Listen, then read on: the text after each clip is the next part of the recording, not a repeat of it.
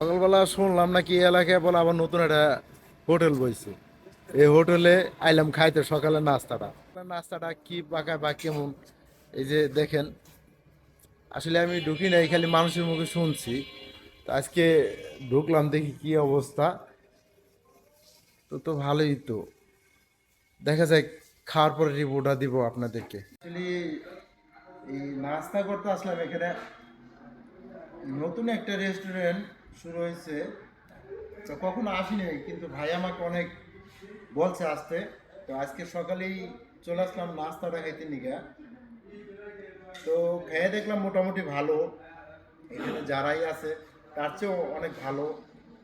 ভাজিটা খুব সুস্বাদু, তারপর পরোটাটাও খুবই মজাদার, নরম সল।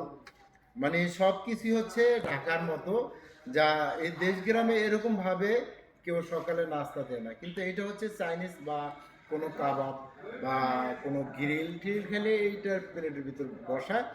তো সর্বোপরি দেখলাম ভালোই লাগলো আমার কাছে নাস্তাটা। আসলে পরোটা অনেক ভালো লাগলো, কারণ পরোটা অনেকটাই সফট নরম।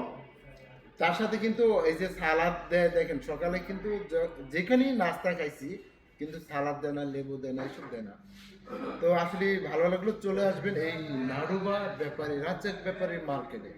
আপনারা সবসময় চলে আসবেন কিন্তু এখানে, অলওয়েজ, একদম সকাল থেকে শুরু করে রাত 11টা পর্যন্ত। তো ভালো থাকুন।